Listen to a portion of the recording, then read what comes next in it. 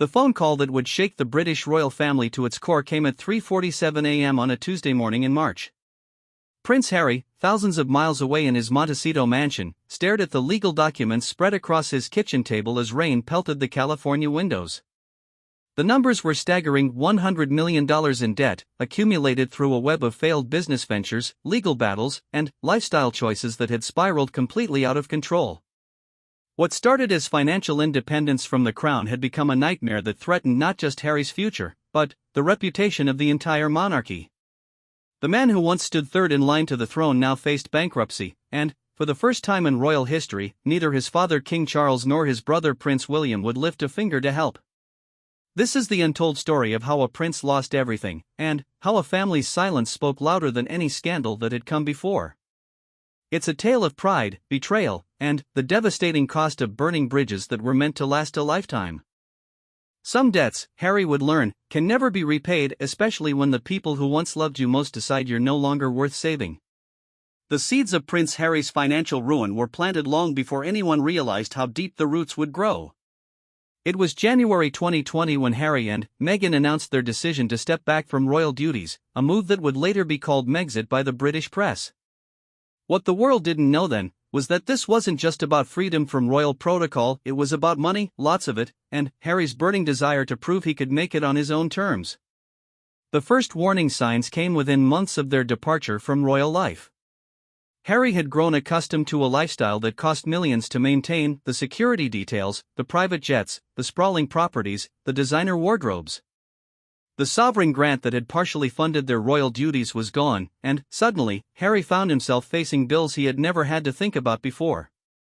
Harry had this romantic notion that he could just walk away and everything would fall into place, recalled a former palace insider who spoke on condition of anonymity. He sought his mother Diana's estate, he knew about his inheritance from the Queen Mother, and he thought that would be enough. He was wrong. The California mansion in Montecito was the first major financial decision that set the tone for everything that followed. At $14.7 million, the 16-bathroom, 7-bedroom estate was more than just a home, it was a statement. Harry wanted to show the world, and, perhaps more importantly his family, that he didn't need them. The mortgage alone required monthly payments that would strain even a prince's resources, but Harry was confident. He had deals in the works, plans for the future, and a wife who shared his vision of financial independence. But confidence and reality are two very different things, and Harry was about to learn that lesson the hard way. The Netflix deal, announced with great fanfare in September 2020, seemed like the answer to all their financial prayers. Reports suggested the streaming giant had paid between $100 million and $150 million for exclusive content from the Sussexes. Harry felt vindicated. This was proof that his story, his brand, his royal connection had real commercial value. He immediately began spending against future earnings, a decision that would haunt him for years to come. The spending spree that followed was breathtaking in its scope.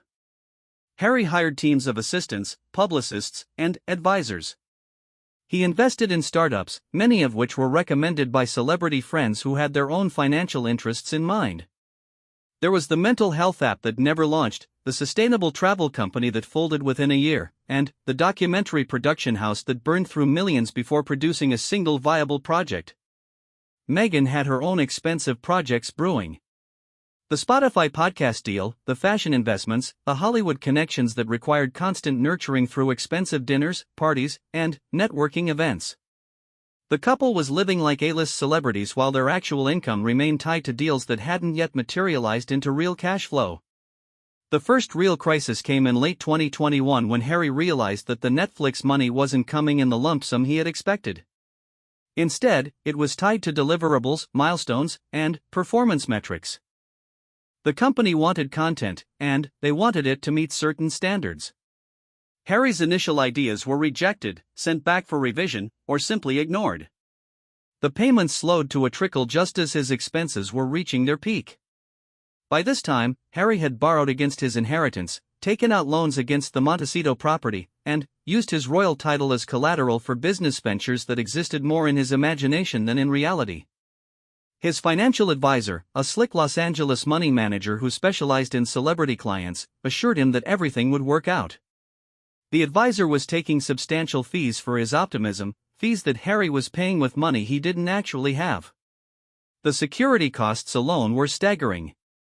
Without the protection provided by the British state, Harry was forced to hire private security for himself, Meghan, and their children. The company he chose was top tier, with former Secret Service agents and military specialists on staff.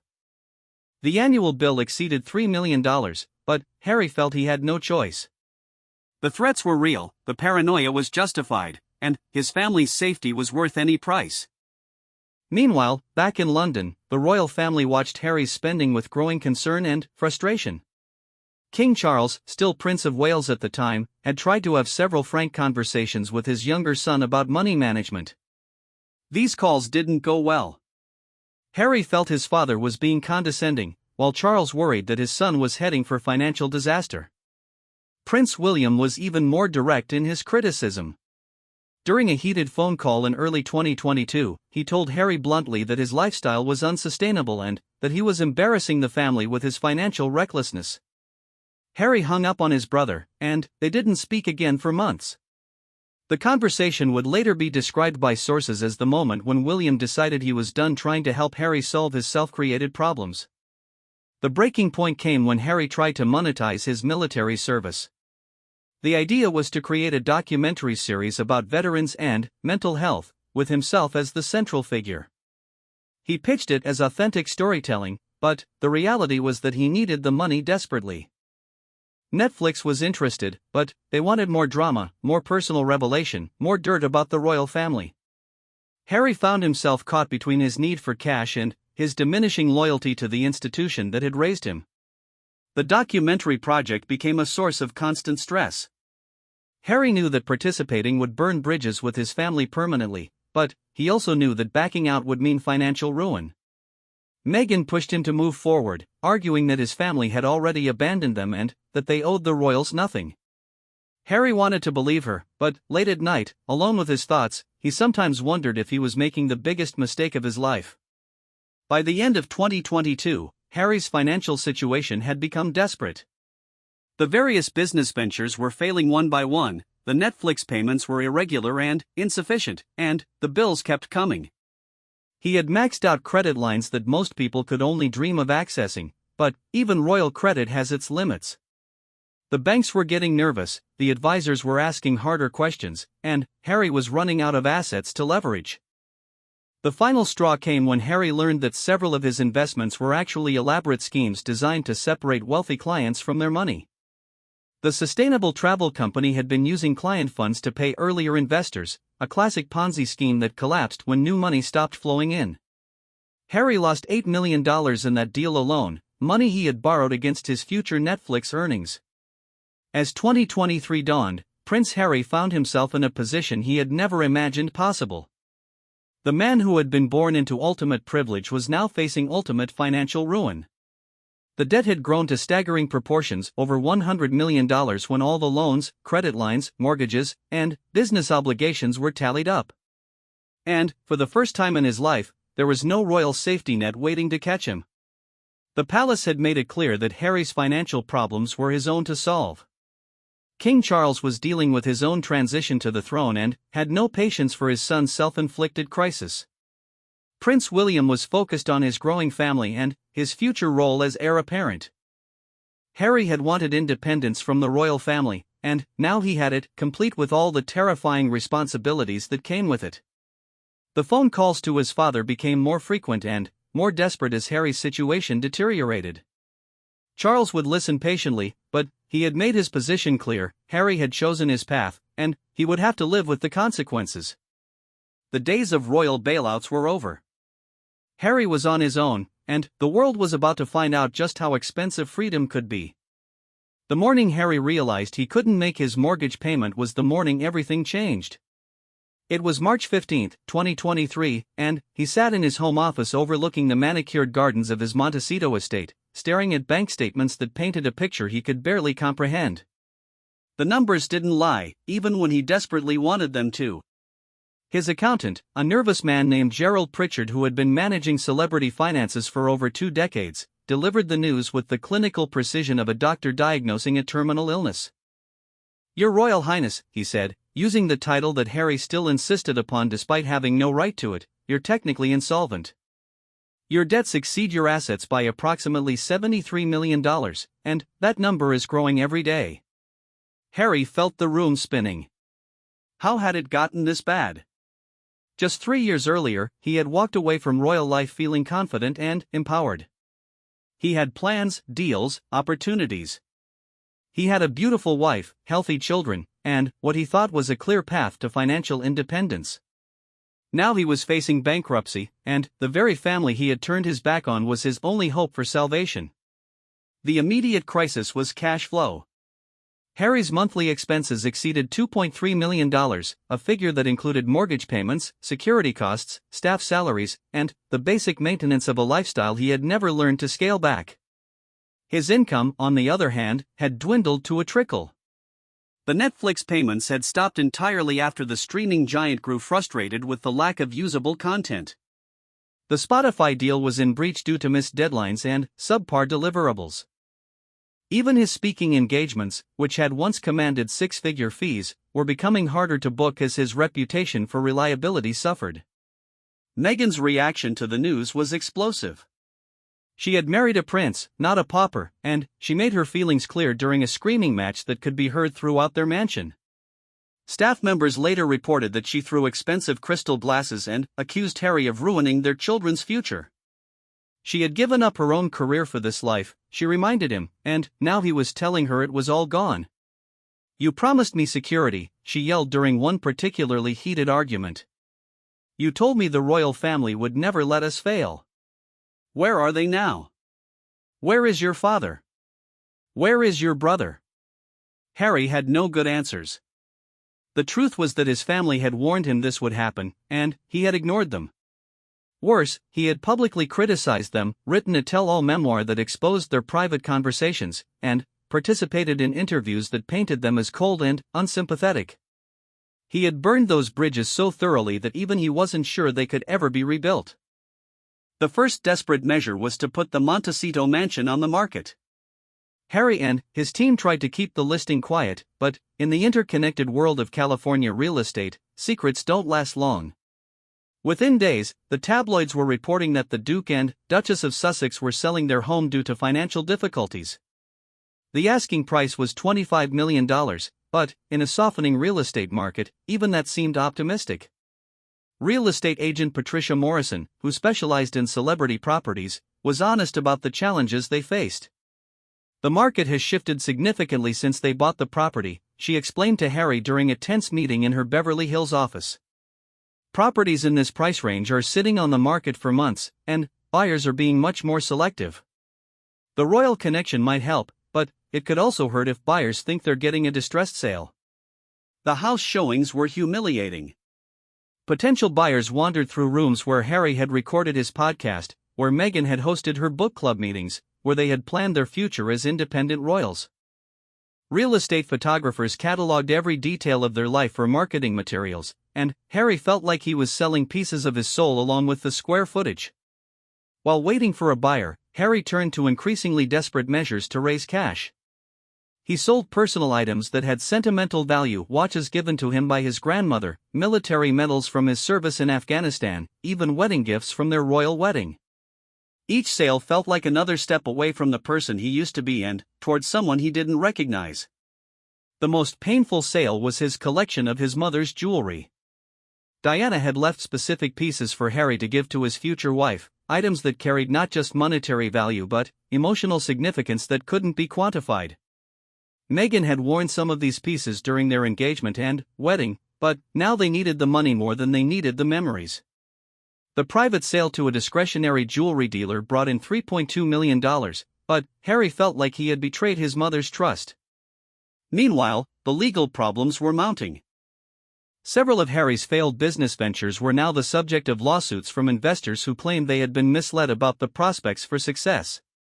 The sustainable travel company alone had generated 4 separate legal actions, with investors claiming damages totaling over $18 million.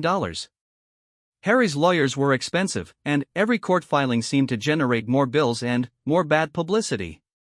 The mental health app that Harry had invested heavily in was perhaps the most ironic failure. Designed to help people cope with anxiety and stress, the app had never functioned properly and had been removed from app stores after users complained about crashes and data breaches. The company's founders had disappeared with most of the investment money, leaving Harry and other investors holding worthless equity in a shell company with no assets. As news of Harry's financial troubles began to leak, the vultures started circling. Tabloid journalists offered substantial sums for inside information about his finances. Former employees were contacted by reporters looking for details about the couple's spending habits. Even some of Harry's supposed friends began distancing themselves as his story became less about triumph over adversity and more about spectacular failure. The isolation was perhaps the most difficult part to bear.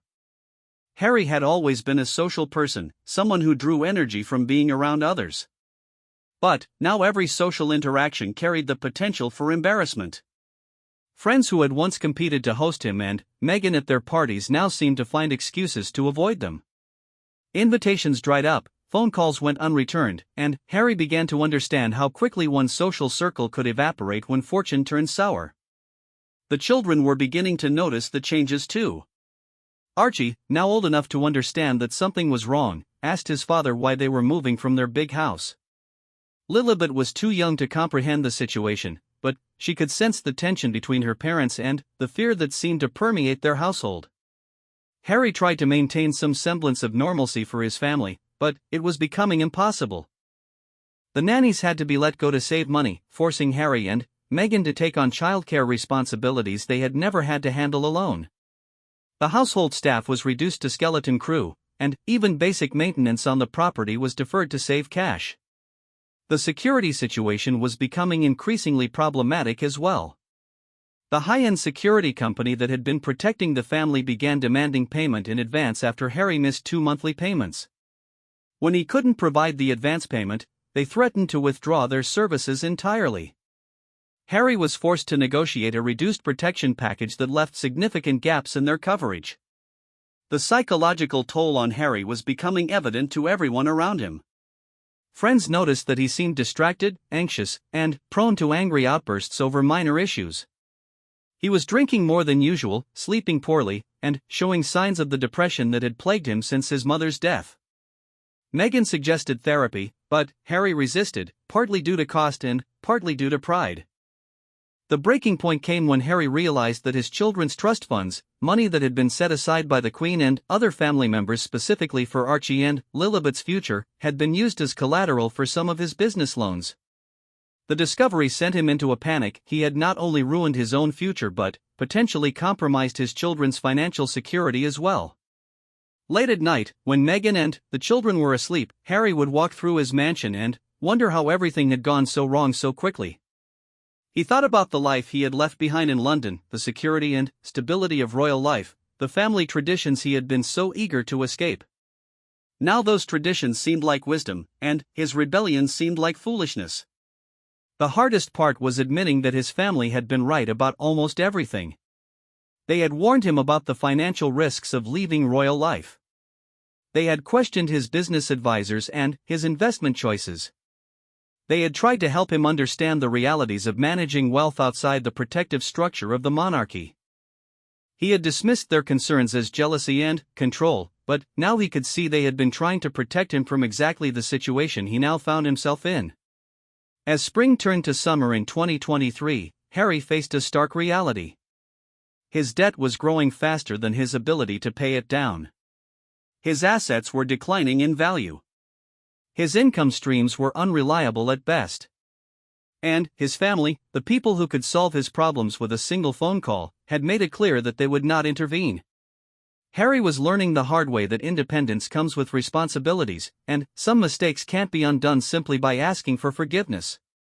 The emergency meeting at Buckingham Palace on July 18, 2023, was unlike any the royal family had ever convened.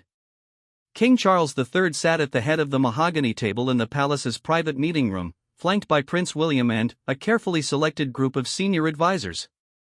The topic of discussion was Prince Harry's mounting debt crisis, and the question before them was simple yet profound: should the royal family intervene to save Harry from financial ruin? Private Secretary Sir Clive Alderton had prepared a comprehensive briefing that laid bare the extent of Harry's financial predicament. The numbers were staggering even by royal standards. Harry owed money to banks, investors, business partners, and various creditors across 2 continents. His monthly cash flow deficit exceeded $1.8 million, and his few remaining assets were declining in value as news of his troubles spread. "The situation is dire," Alderton reported, adjusting his glasses as he reviewed the documents. His Royal Highness Prince Harry's debts now total approximately $100 million when all obligations are calculated. More concerning is the rate at which this figure continues to grow. Interest payments alone exceed $400,000 monthly, and several creditors are threatening legal action. King Charles listened in grim silence. This was his son they were discussing, the boy he had raised, the young man who had served his country with distinction in Afghanistan, the father of his grandchildren. But it was also the same person who had publicly humiliated the royal family, written a tell-all memoir filled with private family conversations, and repeatedly criticized the institution that Charles had devoted his life to serving. Prince William was less conflicted about the situation. He had watched his younger brother make increasingly reckless decisions for years, and he had grown tired of the drama that seemed to follow Harry wherever he went. During the meeting, William was direct about his feelings on the matter. Harry made his choice when he left, William stated firmly. He wanted independence from this family and this institution. He got what he wanted. Now he needs to live with the consequences of that independence, including the financial consequences. The king's other advisors were split on the best course of action. Some argued that allowing Harry to face bankruptcy would damage the royal family's reputation and create a public relations nightmare. Others contended that bailing Harry out would set a dangerous precedent and reward irresponsible behavior. Lady Susan Hussey, one of the Queen's former ladies-in-waiting and now an advisor to Charles, spoke for many in the room when she said, "Your Majesty, we must consider what Her late Majesty would have done." The Queen believed in personal responsibility and the importance of learning from one's mistakes. She also believed that actions have consequences. The discussion continued for over 3 hours, with various scenarios being explored. Could the royal family quietly pay off Harry's debts without public knowledge? Could they offer him a loan with strict conditions for repayment? Could they find a way to bring him back into the royal fold with a scaled-down role and financial support? Each option was dissected and ultimately rejected for various reasons. A secret bailout would likely leak to the press and create the impression that the royal family would always rescue Harry from his poor decisions. A loan would require Harry to accept conditions he had previously rejected, including limitations on his public statements about the family. And bringing him back into royal duties would require admitting that the Megxit arrangement had been a failure. The meeting was interrupted when Charles received a phone call from Harry himself. The conversation, which other family members could hear through the speakerphone, was painful to witness. Harry's voice was strained and desperate as he pleaded for help. "Dad, I know we've had our differences, but I need your help," Harry said, his voice breaking with emotion. "I've made mistakes, I admit that, but I can't lose everything. Archie and Lilibet don't deserve to suffer for my poor decisions." Charles's response was measured but firm. "Harry, you are my son and I love you. But you made very clear that you wanted to be financially independent from this family. You criticized us publicly for trying to control your finances when you were a working royal. You can't have it both ways." Harry tried to argue, to explain how his situation had spiraled beyond his control, but Charles cut him off. "Son, every adult faces the consequences of their choices. You chose to leave royal life, you chose to make those investments, you chose to live beyond your means. These were your decisions to make, and now they are your problems to solve." The call ended with Harry pleading for just enough money to keep his security team in place, but even that request was denied. Charles explained that providing any financial assistance would only delay the inevitable reckoning while enabling Harry to continue making poor choices. After the call ended, the room fell silent. Several of the advisors looked uncomfortable, and even William seemed shaken by his brother's desperation. But Charles appeared resolute in his decision. "I have 5 other grandchildren to think about," the king said quietly. I have an institution to protect. I cannot sacrifice the long-term stability of the monarchy for the short-term problems of one person, even if that person is my son. The meeting concluded with a formal decision that would soon become palace policy. The royal family would not provide financial assistance to Prince Harry in any form. This decision was communicated to royal press officers with strict instructions that any inquiries about Harry's financial situation should be met with a standard response: "This is a private matter for the Duke of Sussex." Within days, news of the palace's position began to leak. Royal correspondents who had cultivated sources within the palace hierarchy started reporting that Harry had been cut off financially and that his family would not intervene to help him avoid bankruptcy. The stories were initially met with skepticism, but, as more details emerged, the reality became clear. The public reaction was sharply divided. Many people felt that Harry deserved whatever consequences he faced after walking away from his royal duties and attacking his family in public. They saw his financial troubles as proof that he had been ungrateful for the privileged life he had been given. Others were more sympathetic, arguing that the royal family had a duty to protect all its members, even those who had made mistakes. They pointed out that Harry had served his country as a soldier and had done significant charitable work during his time as a working royal. The British tabloids had a field day with the story. Headlines screamed about the royal abandonment and Prince left to bankruptcy. Opinion columnists debated whether Charles was being appropriately tough or unnecessarily cruel. The story dominated royal coverage for weeks, overshadowing other royal activities and creating the kind of sustained negative publicity the palace had hoped to avoid. Meanwhile, Harry's situation continued to deteriorate. With no prospect of family assistance, he was forced to consider increasingly desperate measures. His lawyers suggested bankruptcy as a way to restructure his debts, but Harry resisted the idea. The thought of a British prince declaring bankruptcy was too humiliating to contemplate. Meghan's reaction to the palace's decision was predictably furious.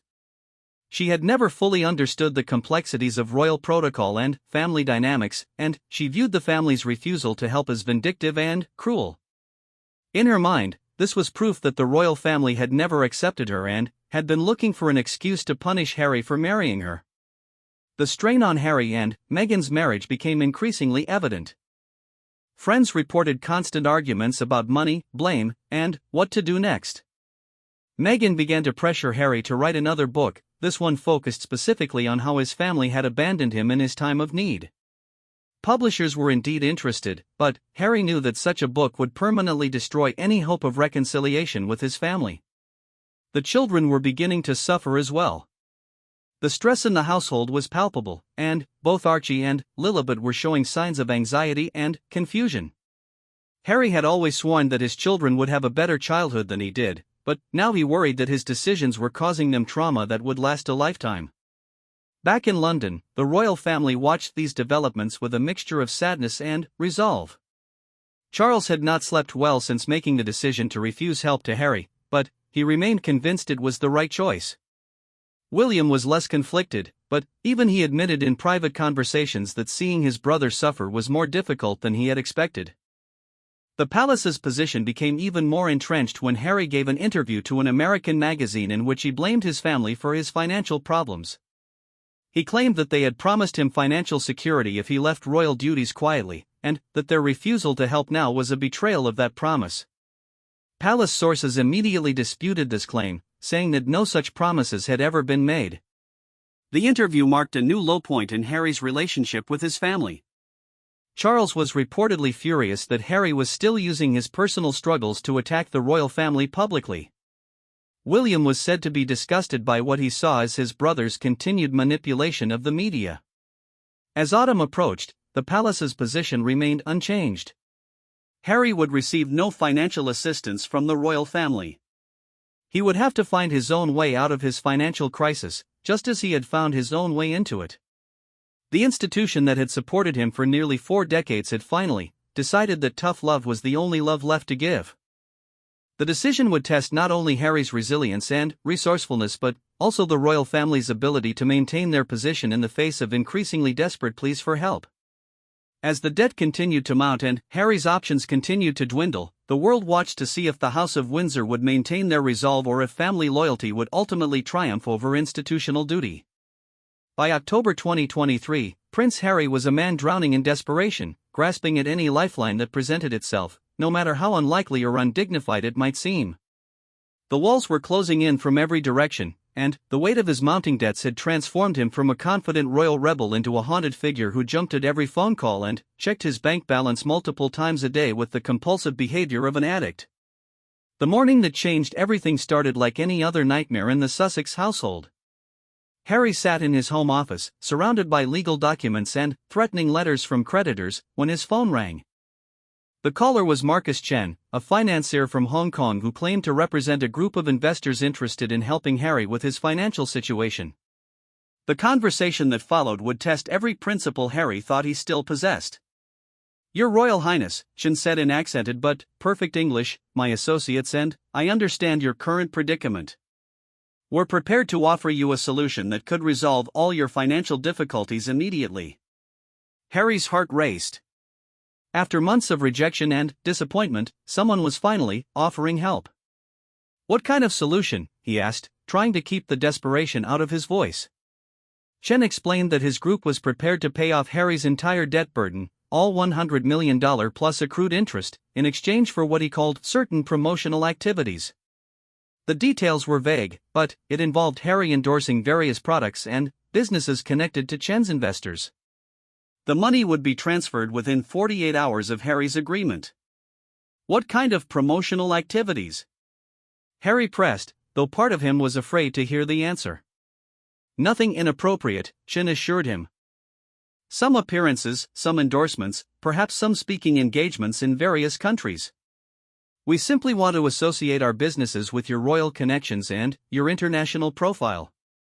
Harry knew he should hang up. Every instinct told him this was exactly the kind of arrangement that had gotten him into trouble in the first place. But, with foreclosure notices piling up and his children's future hanging in the balance, he found himself asking for more details. The proposal that Chen sent over was sophisticated and comprehensive. Harry would become the face of a luxury goods company with operations throughout Asia. He would endorse a cryptocurrency venture that promised to revolutionize international finance. He would participate in real estate developments in countries that Harry had never heard of. The money was real, the contracts were detailed, and the immediate payment was guaranteed. What the contracts didn't clearly explain was the true nature of Chen's investors or the source of their wealth. The businesses were registered in various offshore jurisdictions with ownership structures so complex that determining the actual beneficial owners would require forensic accounting expertise. Harry's lawyers advised against signing, but Harry was running out of options and time. Meghan's reaction to the offer was immediate and enthusiastic.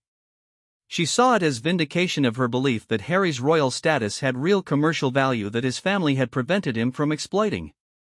She pushed him to sign the contracts immediately, before Chen's group changed their minds or found another royal to partner with. "This is exactly what I've been telling you," she said excitedly as they reviewed the terms. "Your family kept you from realizing your true earning potential. Now we can show them what we're really worth." But Harry was troubled by aspects of the deal that Meghan seemed willing to overlook. The countries where he would be required to make appearances included several with questionable human rights records. The cryptocurrency venture was based in a jurisdiction known for financial secrecy and loose regulations. The real estate projects were in regions with environmental and political controversies. Harry's remaining royal friends, the few who still took his calls, were unanimously opposed to the arrangement. James Blunt, the singer who had remained loyal to Harry despite the family drama, was particularly blunt in his assessment. "Mate, you're talking about getting into bed with people you don't know, in places you don't understand, promoting things you can't vouch for," Blunt told him during a tense phone conversation. "This isn't business, it's desperation, and everyone can smell it." But Harry felt trapped between his principles and his panic. His mortgage payment was 3 months overdue, and the bank had initiated foreclosure proceedings. His security team had been reduced to a single bodyguard who was working without pay out of personal loyalty. His children's nannies had left when their paychecks bounced. The lifestyle that had seemed so sustainable just 2 years earlier now seemed like a fantasy. The decision was made for him when photographers captured images of him meeting with Chen at a Beverly Hills hotel. The pictures showed a gaunt, stressed Harry listening intently as Chen presented documents. Within hours, the photos were on every royal website and tabloid front page, with speculation running wild about Harry's mystery meeting with foreign businessmen. The publicity forced Harry's hand. Aware that the royal family was watching his every move and that his association with Chen was already public knowledge, Harry felt he had no choice but to move forward with the deal. He signed the contracts on a Friday afternoon in November, and the first payment of $25 million was in his account by Monday morning. The immediate relief was overwhelming. For the first time in months, Harry could pay his bills, meet his obligations, and sleep through the night without waking up in a panic about money. He paid off the most pressing debts, brought his mortgage current, and restored his security team to full strength. For a brief moment, it seemed like his problems were solved. But the relief was short-lived. Within weeks, news reports began surfacing about Chen's business associates and their connections to various controversial enterprises. The cryptocurrency venture was investigated by regulators in 3 countries. The luxury goods company was accused of using forced labor in its supply chain. The real estate developments were linked to environmental destruction and indigenous rights violations. Harry tried to distance himself from these revelations, claiming he had been unaware of the specific details of his partner's business practices. But the damage to his reputation was immediate and severe. Critics accused him of selling his royal status to the highest bidder without regard for the ethical implications of his partnerships. The royal family's reaction was swift and decisive. A palace statement announced that Harry's use of his royal title in connection with commercial ventures was inappropriate and contrary to the values of the royal family.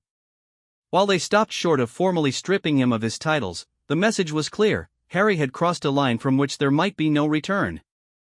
Prince William was reportedly disgusted by his brother's association with Chen's group, particularly after intelligence services briefed the royal family on concerns about some of Chen's business partners. King Charles was said to be deeply saddened that his son had chosen to associate the royal family's reputation with what palace sources described as questionable business practices. The personal cost of Harry's deal began to manifest in unexpected ways. Several of his remaining friendships in the UK ended when British friends felt he had embarrassed the country internationally. His charitable patronages began distancing themselves from him, concerned that association with Harry would damage their own reputations. Even some of his California neighbors began treating him differently once news of his business arrangements became public. The psychological pressure on Harry intensified as he realized that his solution to his financial problems had created new and, potentially worse problems.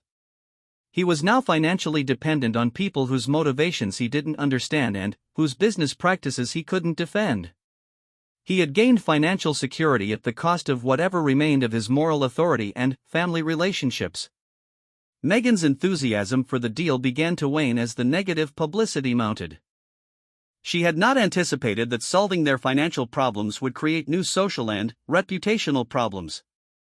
The couple began to argue about whether they had made the right choice, with each blaming the other for pushing them toward a decision that now seemed like a mistake. The children sensed the tension even if they didn't understand its source. Archie asked his father why there were so many photographers outside their house again, and why his parents seemed angry all the time. Harry struggled to explain that sometimes adults have to make difficult choices that don't feel good at the time but are necessary for the family's security. As 2023 drew to a close, Harry found himself in a position that was financially stable but emotionally and ethically bankrupt. He had money in his accounts, but he had lost the respect of his family, many of his friends, and much of the public that had once supported him. He had solved his debt crisis but created an identity crisis that might prove even more difficult to resolve. The man who had once been the most popular member of the royal family, beloved for his military service and charitable work, was now seen by many as someone who would compromise any principle for money. The transformation was complete, but Harry was beginning to understand that the price of financial security might have been his soul. Late at night, when the house was quiet and his family was asleep, Harry would sit in his office and wonder if there had been another way. He thought about the moment when he could have swallowed his pride and asked his family for help before things got so desperate. He wondered if William might have helped if Harry had approached him differently. He questioned whether the independence he had fought so hard to achieve was worth the cost he was now paying to maintain it. The news that would finally sever Harry's last connection to his royal heritage came not through official channels but through a leaked document that found its way to the Times of London on a cold February morning in 2024. The headline read, "Palace considers formal review of Sussex titles following business controversies." The story detailed how senior palace officials had begun discussions about whether Prince Harry's commercial activities warranted the unprecedented step of formally removing his royal titles. Harry read the article while sitting in his Montecito kitchen at 5:30 a.m., having been woken by a call from his increasingly frazzled public relations representative. The words on the screen seemed unreal, like something from a nightmare he couldn't wake up from. For 39 years, he had been Prince Harry. It wasn't just a title, it was his identity, his place in the world, the foundation of everything he understood about himself. The article cited unnamed sources within the palace who expressed concern about Harry's ongoing association with controversial business interests that bring the royal family into disrepute.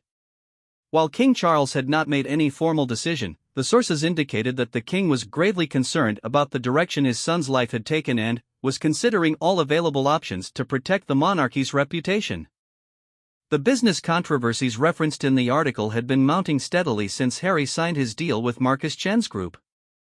An investigation by international journalists had revealed connections between Chen's investors and several businesses involved in money laundering, illegal mining operations, and human trafficking. While there was no evidence that Harry was aware of these connections, his prominent role as a spokesperson for the group had made him the public face of enterprises that were increasingly seen as criminal organizations. The cryptocurrency venture that Harry had promoted had collapsed spectacularly after regulators in multiple countries declared it a pyramid scheme. Thousands of investors, many of whom had bought in specifically because of Harry's endorsement, had lost their life savings. A class action lawsuit naming Harry as a defendant was moving through the courts, with plaintiffs claiming he had knowingly promoted a fraudulent investment scheme. But it was the human trafficking connection that had pushed the palace past its breaking point. An investigation had traced some of Chen's associates to a network of businesses that used forced labor and sexual exploitation to generate profits. When confronted with this evidence, Harry claimed ignorance and tried to distance himself from the group, but his contracts required him to continue promotional activities for another 18 months. The royal family had watched these developments with horror and growing resolve. Prince William, speaking privately to close friends, described his brother's situation as utterly shameful and expressed regret that the family's attempts to help Harry had been rebuffed. King Charles was said to be consulting constitutional experts about the process for removing royal titles, something that had not been done since the Duke of Windsor's abdication crisis in 1936. Harry's attempts to reach his father and brother after the Times article were unsuccessful. Palace staff informed him that neither the king nor Prince William would take his calls, and that all future communication should go through official channels. The message was clear: Harry was no longer considered a family member seeking help, but a problem to be managed and contained. Meghan's reaction to the threat of losing their titles was explosive. She had already given up her acting career and her American life for the promise of royal status, and now even that was being threatened. During arguments that staff could hear throughout their mansion, she accused Harry of destroying everything they had worked for and demanded that he find a way to repair his relationship with his family. "I didn't give up everything to become Mrs. Harry Mountbatten Windsor," she screamed during one particularly heated exchange. "I married a prince, not some disgraced former royal who can't even provide for his own family." The pressure on their marriage was becoming unbearable. Friends reported that Harry and Meghan were sleeping in separate bedrooms and barely speaking during the day. Their children sensed the tension and began exhibiting behavioral problems that concerned their teachers and caregivers. The fairy tale life they had envisioned when they left royal duties had become a nightmare from which there seemed to be no escape. Harry's attempts to extricate himself from his business arrangements with Chen's group proved futile. The contracts he had signed were ironclad, with penalty clauses that would bankrupt him even more thoroughly than his original debts had done. His lawyers advised him that breaking the contracts could result in legal action that would expose him to even greater financial liability and potential criminal charges if prosecutors decided to investigate his knowledge of his partner's illegal activities. The situation reached a crisis point when Harry was scheduled to appear at a business conference in Dubai alongside several of Chen's associates who were now under investigation by international law enforcement agencies. Harry knew that appearing at the conference would be seen as an endorsement of people who might be criminals, but his contractual obligations left him no choice. The palace's response to news of Harry's planned appearance was swift and unambiguous. A statement released through official channels announced that any member of the royal family who participates in events alongside individuals under investigation for serious crimes does so entirely in a personal capacity and without the support or approval of His Majesty or the royal household. The statement was as close to a formal disavowal as the palace could make without actually stripping Harry of his titles. It sent a clear message that the royal family was prepared to sacrifice Harry entirely rather than allow him to continue damaging their reputation. Harry's appearance at the Dubai conference was a disaster. Protesters gathered outside the venue, holding signs demanding justice for victims of human trafficking and calling for Harry to be stripped of his royal titles. Inside the conference, Harry appeared nervous and distracted, stumbling through a speech about sustainable business practices while sitting beside men who were accused of environmental destruction and labor exploitation. The images from the conference dominated international news coverage for days.